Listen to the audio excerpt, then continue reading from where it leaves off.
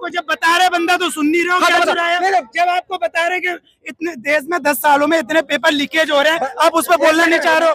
जब आपको तब तुमने बड़ी सुनाई और रह गया माइक बंद करने वाली बात। तो ये तो राहुल की स्पीच में पिछली तो उनकी बातें नहीं सुनी यार, मैं तो नहीं समझा थी। आप करना है क्या चाहते हो? आप तानाशाही को, लोकतंत्र को खत्म करके तानाशाही स्थापित करना चाहते हो? आते आदमी है, सांसदों को निकालने में तो बाहर करने में एक तो 40-45 को देर नहीं लगती। मैं बात क्या कर रहा हूँ? अरे जब भी आपने पहले नारा दिया था 400 पार चाहिए ताकि संविधान बदल सके, इनके नेता ने कही थी ना नरेंद्र हेगड़े ने, अब 400 का तो इनके सपने टूट गया। संविधान बदलने की तो इनकी औकात ही नहीं है किसी के बाप की। इनको आदत लग चुकी है, लेकिन इनकी आदत भुलाना भी आती है। ओम बिरला ने सदन में राष्ट्रीय गान का अपमान किया। मुझे तो अब ये लग रहा है कि ये खुद ही अपनी सरकार गिरा के भाग जाएंगे। भ्रष्टाचारी पार्टी तो बीजेपी है। भ्रष्टाचार की किस भ्रष्टाचार की बात करते हैं? 250 करोड़ रुपया वेब कंपनी से लेते और कहते। पूनम, और इस वक्त मैं मौजूद हूँ चांदनी चौक में। आपको बता दें कि जिस वक्त राहुल गांधी सदन में नीट को लेकर बातचीत कर रहे थे, उसी वक्त उनका माइक म्यूट हो जाता है।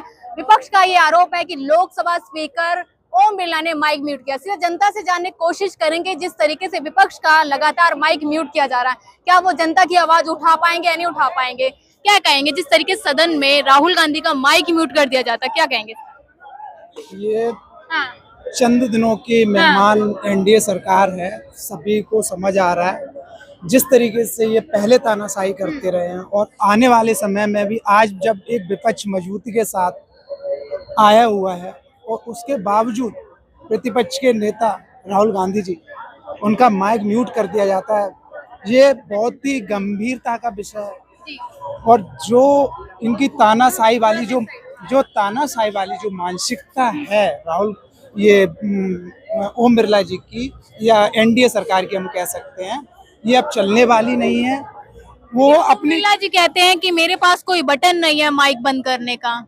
मैं कह तो रहा हूँ, इनके पास बटन ही नहीं, अब इनके पास सरकार भी नहीं बचने वाली। अभी आप 6 महीने से साल भर के बीच में रुके और आप देखेंगे किस तरीके से इनकी तानाशाही खत्म होती है, किस तरीके से पुनः इंडिया गठबंधन अपनी सरकार बनाएगी। ये तानाशाह लोग अब आगे शासन कर नहीं सकते, क्योंकि जिस तरीके से देश पूरा आज देख रहा हो कि चाहे कोई किसी फील्ड का एग्जाम हो, चाहे युवा को भविष्य को लेकर जिस तरीके से खिलवाड़ किया जा रहा है इनके टाइम, चाहे वो बेरोजगारी हो, ये हर मुद्दों पे मौन है। ये अपने किसी भी एक ऐसा देश हित का कोई प्रोजेक्ट पे काम नहीं करना चाहते, और मुझे तो अब ये लग रहा है कि ये खुद ही अपनी सरकार गिरा के भाग जाएंगे आने वाले साल भर के अंदर। बल्कि तस्वीरें कुछ और कह रही हैं, मोदी जी और नीतीश लगातार साथ दिख रहे हैं। देखिए बिल्कुल सही कह रहे हैं आप। ये जो साथ दिख रहे हैं, नीतीश जी तो पहले विरोध में भी दिख रहे थे लोगों को, साथ आ गए ना। ये वही नीतीश हैं जिनके लिए अमित शाह ने हमेशा के लिए दरवाजे बंद किए थे। लग रहा है फिर से पलट जाएंगे? क्यों नहीं। और नीतीश जी की इतनी छवि भी खराब नहीं, मेरा अपना एक्सपीरियंस, उन्होंने देश हित में बहुत सारे अच्छे विचार रहे हैं उनके, उन्होंने बहुत काम किया। जैसे कि हम देख सकते हैं देश के अंदर जातिगत जनगणना का जो काम नीतीश जी ने बिहार के अंदर किया, वो नीतीश कुमार पहला राज्य बनाया बिहार जहाँ जातिगत जनगणना करवाई गई है नीतीश जी के नेतृत्व में। तो मैं मान सकता हूँ कि कुछ शर्तों पे कंप्रोमाइज किया होगा नीतीश जी ने।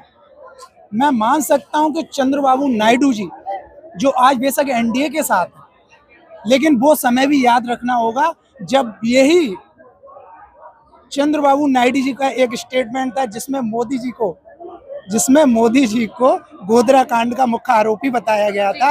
ये वही चंद्रबाबू नायडू जी हैं जिनकी खुददारी इतनी बची हुई थी कि उन्होंने अपनी जवान को रोक नहीं पाए थे, और मोदी जी को उनका आईना दिखाने का काम मीडिया के सामने उन्होंने किया था। क्या कहेंगे जिस तरीके से सदन में राहुल गांधी का माइक म्यूट कर दिया जाता है? क्यों मैडम, ये तो पहले भी हुआ था, अब भी हुआ था, पर शायद आपको पता हो ओम बिरला ने सदन में राष्ट्रीय गान का अपमान किया। राष्ट्रीय गान चल रहा है और ओम बिरला चले आ रहे हैं जो कि अध्यक्ष हैं। क्या ये सही था? उन्होंने नाच ध्यान दिया हो? बहरे हैं क्या, पागल है क्या? राष्ट्रीय गान सुनाई नहीं पड़ता? मैडम हद हो गई। इतनी बड़ी चीज अगर यही यही चीज किसी कांग्रेस के नेता से हुई होती, खास करके अगर राहुल गांधी से हो गई होती तो पता नहीं कितने नाम दिए होते। आज तक किसी न्यूज वाले ने, किसी टेलीविजन वाले ने, किसी अखबार वाले ने नहीं लिखा। भी तो बोल रहा था देशद्रोही है कौन? ओम बिरला को, जब राष्ट्रीय गान का अपमान किया था। हाँ तो देशद्रोही हैं ही जब आप कह सकते हो किसी को। अगर विपक्ष ने कह दिया तो कौन सी बड़ी बात है, आप देशद्रोही हैं। जो आदमी राष्ट्रीय गान का सम्मान ना कर सके और वो भी एक ऐसी सीट पे बैठा हुआ है जो संसद को चलाने वाला है, तो उसके लिए तो डूब मरने की बात है। अब यूँ कहो आपके सुना नहीं होगा, ध्यान नहीं दिया होगा, पागल है क्या वो? अच्छे खासे आदमी है, संसदों को निकालने में तो बाहर करने में 140-45 को देर नहीं लगती उन्हें, तब तो उन्हें बड़ी सुनाई देता। और रह गया माइक बंद करने वाली बात, तो ये तो राहुल की स्पीच में पिछली बार भी हुआ है, ये कोई नई बात नहीं है कि आज कोई नई बात हुई हो। हाँ अब ये है कि विपक्ष इस टाइम मजबूत है। देखिए क्या कहेंगे जिस तरीके से राहुल गांधी को विपक्ष का नेता बनाएगा जनता की आवाज उठाने के लिए, क्या लग रहा है इस बार जनता की आवाज उठा पाएंगे? देखो आवाज बहुत बुलंदी से उठेगी।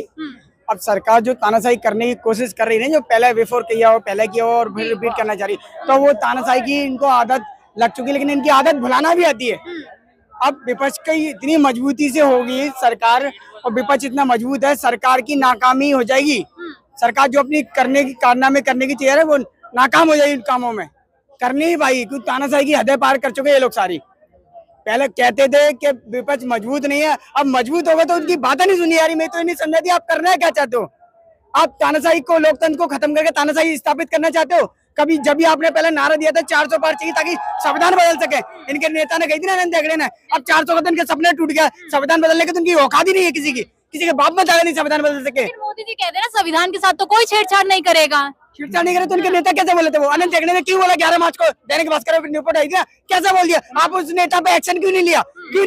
अगर वही काम, अगर वही लब्ध किसी विपक्ष के नेता ने बोले थे ना तो उस पर एक्शन ले लेते ये लोग। क्यों? कंगना रनावत भी ये कहते हैं कि संविधान कुचलने वाले संविधान की बात करते हैं। अच्छा, जो कंगना रनावत कल तक कहती थी कि मैं 2014 के बाद हमें आजादी मिली है, आज कह रही है कि मतलब विपक्ष कर रहा है उसका उल्लंघन। अब याद आ गया उसको संविधान। ये मेरी जो मूवी आएगी इमरजेंसी, उसके बाद पता चलेगा। ये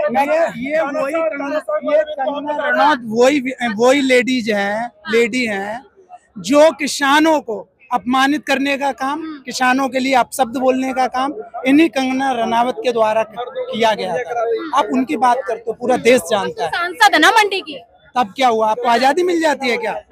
आपको देश के साथ खिलवाड़ करने की आजादी मिल जाती है? आप सांसद हैं। जब देश के अंदर 2 सिटिंग सिंह हैं, उन पे आरोप लगते हैं, उन्हें अंदर कर दिया जाता है, और आप तो सांसद ही हो, आपको आजादी नहीं दी जाएगी। कहते हैं भ्रष्टाचार पे तो कार्रवाई होगी ना। अच्छा जी, भ्रष्टाचार पे कार्रवाई होगी? सबसे बड़ी भ्रष्टाचारी पार्टी तो बीजेपी है। भ्रष्टाचार की, किस भ्रष्टाचार की बात करते हैं? 250 करोड़ रुपया वेब कंपनी से लेते और कहते हैं भ्रष्टाचार विपक्ष कर रहा है। आप कर रहे हैं भ्रष्टाचार बीजेपी से बड़ी कोई पार्टी नहीं है विपक्ष के माने। क्या भ्रष्टाचार क्या? इनसे पूछना चाहता हूँ, कुछ नाम बताएं, कुछ ऐसे बात हो उनके बारे में, कुछ ऐसा बताएं जो भ्रष्टाचार किया हो। बीप कंपनी से चंदा लिया है। बीप कंपनी का होता है दोस्त? अब आपको नहीं अरे इनको बीप कंपनी, बीप एक्सपोर्ट जो मास सप्लाई करती है उसको बोलते हैं। आपको ये नहीं पता तो किससे? बहुत बढ़िया, तेरे घर से लिया कर्जा उसने, तेरे घर से लिया। नहीं सुने मैं बात क्या कर रहा हूँ? भ्रष्टाचार में बताओ, भ्रष्टाचार में परिवार में मत जाइए। अरे मैं बता रहा हूँ भ्रष्टाचार सालों में भ्रष्टाचार नहीं किया। ये 10 साल में अभी सरकार किसी की भी हो, सरकार किसी की हो, उसकी शासन करी थी नहीं। 70 साल कांग्रेस किया था, 70 साल कांग्रेस ने किया। ये 10 साल में तुम्हारी इतना भ्रष्टाचार करके पूरा नीचे से लेकर ऊपर तक उसकी जन्म कुंडली पता कर लिया। कांग्रेस के बारे में कोई जन्म कुंडली इनको पता ही नहीं। पूछ लीजिएगा, पता तो पता। ये कब पैदा हुआ तो पता, 35 साल 30 साल हो गया होगा, लेकिन ये 10 साल के अंदर भ्रष्टाचार। एक सवाल का जवाब दे दो, एक सवाल का जवाब दे दो। एक व्यक्ति चोरी करके जाता है, अब आप एक व्यक्ति अगर चोरी करके जाता है, आप दूसरे को भी छूट दे देंगे, पहले वाला करके गया था ये भी चोरी करेगा। आप मोदी ने क्या चुराया? मोदी ने क्या चुराया? मैं सुप्रीम मोदी ने क्या चुना? आप तो उसके सवाल मैं बताऊंगा कांग्रेस ने क्या चुना? फिर वही बात मैं कर रहे हो। बताऊंगा कांग्रेस ने क्या चुना? आपको जब बता रहे बंदा तो सुन नहीं रहे हो हाँ, क्या तो बता। चुराया? नहीं, नहीं। जब आपको बता रहे कि इतने देश में 10 सालों में इतने पेपर लीकेज हो रहे हैं, आप उस पर बोलना नहीं चाह रहे हो। जब आपको सुनो, जब आपको बताए पेपर लीक बहुत पता, पेपर लीक को बहुत पता, पूरी सुन लो, फिर बोल लेना। पेपर लीक के बारे में तुम्हें बहुत पता, पूरी बात है। बहुत पता। पेपर कांग्रेस के जमाने में कुछ पता ही ना, इनमें क्या पता है, वही बोले जा रहे हो। फिर कांग्रेस का सुनना उनने नहीं आता तुम्हें, पेपर लीक नहीं होता था। हर आदमी यार सुनना नहीं चाहोगे। मैं राम मंदिर एक ही करके